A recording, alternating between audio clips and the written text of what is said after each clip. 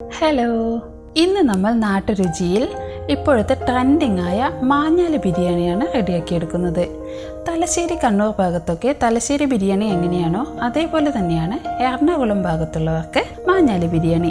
ഈ മാഞ്ഞാലി എന്ന് പറയുന്നത് ശരിക്കും പറഞ്ഞാൽ എറണാകുളത്തുള്ള ഒരു സ്ഥലപ്പേരാണ്. ഇത് തലശ്ശേരി ബിരിയാണി പോലെ ലെയർ ചെയ്ത് ദം ചെയ്തെടുക്കേണ്ടതൊന്നുമില്ല. അതുകൊണ്ട് തന്നെ ഇത് നമുക്ക് പെട്ടെന്ന് തന്നെ റെഡിയാക്കി എടുക്കാനും പറ്റും. അപ്പോൾ നമുക്ക് നോക്കിയാലോ ഇത് എങ്ങനെ റെഡിയാക്കാമെന്ന്.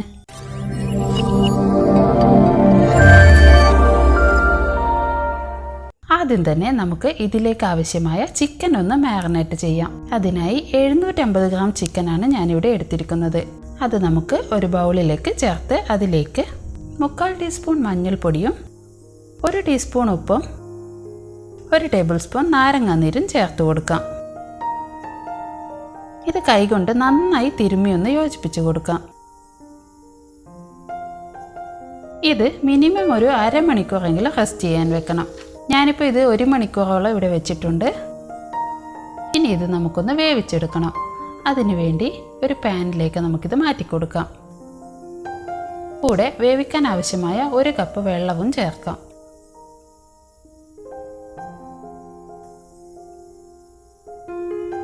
ചെറുതായി ഒന്ന് ഇളക്കിയ ശേഷം നമുക്കിത് ഒരു 10 മിനിറ്റോളം മീഡിയം ഫ്ലെയിമിലിട്ട് വേവിച്ചെടുക്കാം. എല്ലാ ഭാഗവും ഒരുപോലെ വെന്തു വരാനായി ഇടയ്ക്ക് മൂടി തുറന്ന് ഒന്ന് ഇളക്കി കൊടുക്കാം. ഒരുപാട് നേരം ഇട്ടൊന്നും അങ്ങ് വേവിച്ചെടുക്കേണ്ടതില്ല. ഇത് നമ്മൾ ഇനി ഫ്രൈ ചെയ്തെടുക്കേണ്ടതാണ്. അതുകൊണ്ട് തന്നെ ഓവറായി വെന്തുപോയാൽ ഫ്രൈ ചെയ്യുമ്പോൾ അത് എല്ലിൽ നിന്നൊക്കെ അങ്ങ് വിട്ടുപോരും. ഇതിപ്പോൾ ഇത്രയും തന്നെ മതി. നമുക്ക് ചിക്കൻ കഷ്ണങ്ങൾ കോരി ഒരു പാത്രത്തിലേക്ക് മാറ്റി കൊടുക്കാം.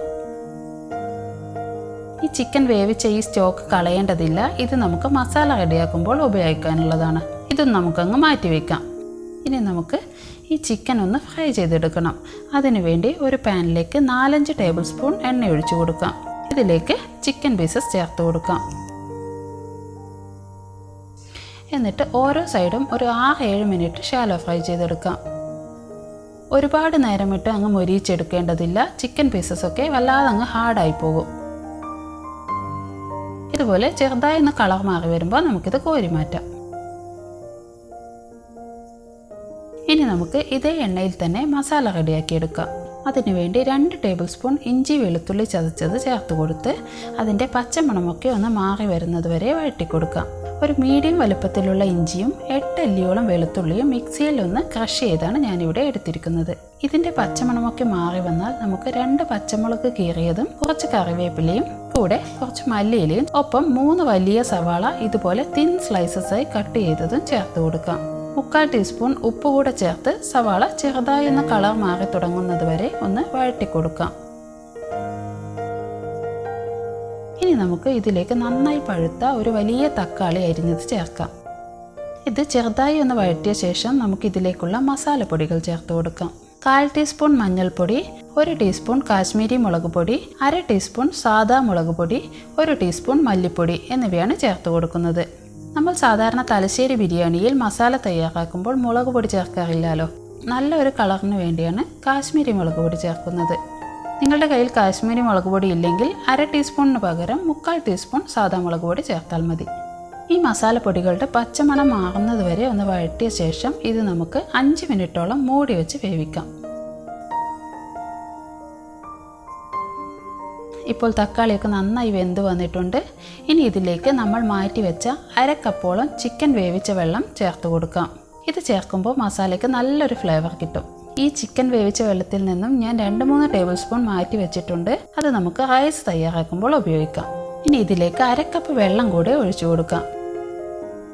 എന്നിട്ട് ചെറുതായി ഒന്ന് മിക്സ് ചെയ്ത ശേഷം ഇത് നമുക്ക് 7 മിനിറ്റോളം തിളപ്പിച്ചെടുക്കാം. ഈ വീഡിയോ നിങ്ങൾക്ക് ഇഷ്ടമാവുകയാണെങ്കിൽ ഇതേപോലുള്ള സിമ്പിൾ വീഡിയോസിനായി ഈ ചാനൽ ഒന്ന് സബ്സ്ക്രൈബ് ചെയ്തേക്കണേ. ഇപ്പോൾ ഇത് ചെറുതായി കുറുകി വന്നിട്ടുണ്ട്. ഇനി ഇതിലേക്ക് 1 ടീസ്പൂൺ ഗരം മസാല ചേർത്ത് കൊടുക്കാം.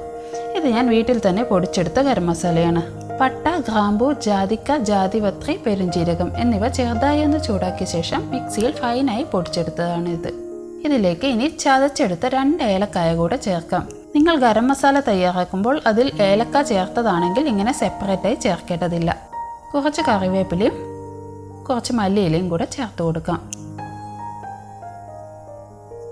കൂടെ 3/4 ടീസ്പൂൺ ഉപ്പും ചേർക്കാം. ഒന്ന് മിക്സ് ചെയ്ത ശേഷം നമുക്ക് ഇതിലേക്ക് ഫ്രൈ ചെയ്ത ചിക്കൻ ചേർത്ത് കൊടുക്കാം. ഇതുപോലെ ഒന്ന് ഇളക്കി യോജിപ്പിച്ച ശേഷം 7 മിനിറ്റോളം മൂടി വെച്ച് വേവിക്കാം. ഇപ്പോൾ ഗ്രേവിയൊക്കെ പാകത്തിന് കുറുകി വന്നിട്ടുണ്ട്. അവസാനമായി 1 ടീസ്പൂൺ നെയ്യ് ചേർത്ത് കൊടുക്കാം. ഈ നെയ്യ് കൂടെ ചേർത്ത് കൊടുക്കുമ്പോൾ നല്ലൊരു ടേസ്റ്റ് ആയിരിക്കും ഈ ഗ്രേവിക്ക്. അങ്ങനെ നമ്മുടെ ചിക്കൻ ഗ്രേവിയും ഇവിടെ റെഡി ആയിട്ടുണ്ട്. ഇത് നമുക്ക് മാറ്റി വയ്ക്കാം. ഇനി ചോറ് വേവിക്കാൻ തുടങ്ങാം. ഇതിനായി ജീരകശാല അരിയാണ് ഞാനിവിടെ എടുത്തിരിക്കുന്നത്. ഇതിന് പകരം ബസ്മതി റൈസ് വേണമെങ്കിൽ നിങ്ങൾക്ക് എടുക്കാം. പക്ഷേ ഈ ജീരകശാല അല്ലെങ്കിൽ കൈമ റൈസ് എന്നും പറയാം. അതിന് കൂടുതൽ ടേസ്റ്റ് ഉണ്ടാവും.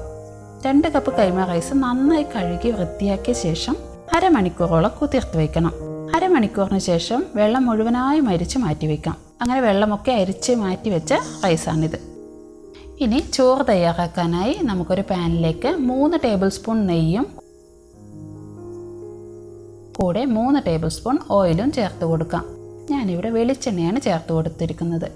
ഇത് ചൂടായി വരുമ്പോൾ 2 തക്കോലം, 1 കഷ്ണം പട്ട, 5 ഗ്രാമ്പു, ചതച്ചെടുത്ത 5 ഏലക്കായ, കൂടെ 3/4 ടീസ്പൂൺ പെരുംജീരകം എന്നിവ ചേർത്ത് 1 മിനിറ്റോളം വഴറ്റാം.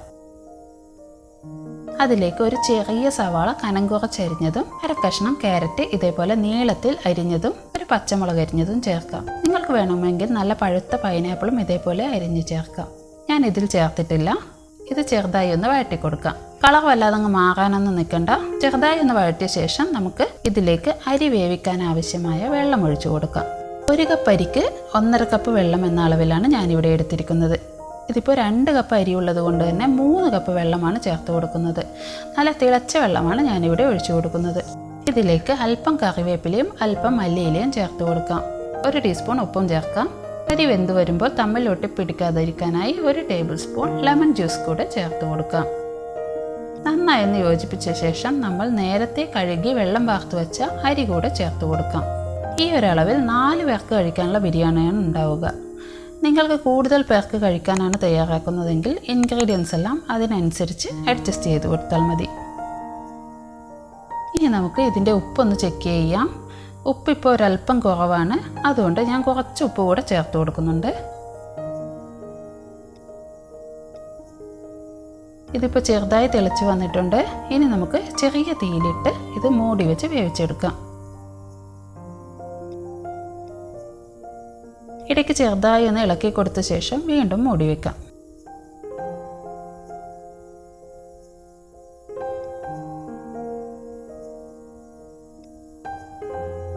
ഇപ്പോൾ ഒരു 10 മിനിറ്റോളം ആയിട്ടുണ്ട്. ചോറിപ്പോൾ 3/4 ഭാഗം വെന്ത് വന്നിട്ടുണ്ട്.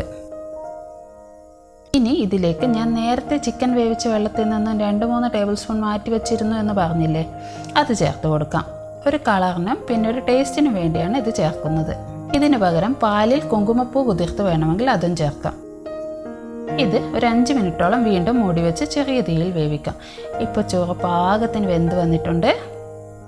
നമ്മൾ തലശ്ശേരി ബിരിയാണിയിൽ ചെയ്യുന്ന പോലെ ലെയറായൊന്നും ഇത് ചെയ്തെടുക്കേണ്ട ആവശ്യമില്ല.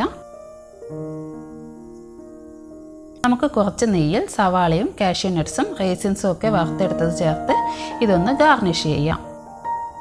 ഫൈനലായി കുറച്ച് മല്ലിയില കൂടെ ചേർത്ത് കൊടുക്കാം. കുറച്ച് ചോറ് പ്ലേറ്റിലേക്ക് വിളമ്പി സൈഡിലായി കറിയും വിളമ്പിയാണ് ഇത് സാധാരണയായി സെർവ് ചെയ്യാറ്. ഞാനിവിടെ ഒരു ഭംഗിക്ക് വേണ്ടി ഇതേപോലൊരു പാത്രത്തിൽ അടിയിലായി കുറച്ച് ഫ്രൈഡ് ഓണിയൻസും കാഷ്യൂ നട്ട്സും ഒക്കെ ചേർത്ത് കൊടുക്കുന്നുണ്ട്. അതിലേക്ക് നമുക്കിനി ചോറ് വിളമ്പി കൊടുക്കാം. എന്നിട്ട് ഈ ഒരു ഷേപ്പ് കിട്ടാനായി ചെറുതായി ഒന്ന് പ്രസ് ചെയ്ത് കൊടുക്കാം.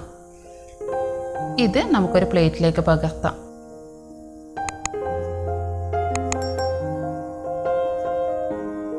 സൈഡിലായി ഇതേപോലെ ചിക്കൻ ഗ്രേവിയും പീസസും ഒക്കെ വിളമ്പിക്കൊടുക്കാം. അപ്പോൾ ഇതുവരെയും നിങ്ങൾ ഈ മാഞ്ഞാലി ബിരിയാണി കഴിച്ചിട്ടില്ലെങ്കിൽ ഇനി ബിരിയാണി തയ്യാറാക്കുമ്പോൾ കുറച്ചൊരു ഡിഫറെൻ്റായി ഇതൊന്ന് ട്രൈ ചെയ്ത് നോക്കണം. വളരെ പെട്ടെന്ന് തന്നെ നമുക്കിത് റെഡിയാക്കി എടുക്കാൻ പറ്റും. മാത്രമല്ല നല്ല ടേസ്റ്റിയുമാണ്. ഈ വീഡിയോ നിങ്ങൾക്ക് ഇഷ്ടമാവുകയാണെങ്കിൽ നിങ്ങളുടെ അഭിപ്രായങ്ങളും നിർദ്ദേശങ്ങളും ഒക്കെ കമൻസിൽ പറയുമല്ലോ. അപ്പോൾ ഇതേപോലെ ഒരു നല്ല വീഡിയോയുമായി വീണ്ടും കാണുന്നത് വരെ thank you for watching. By.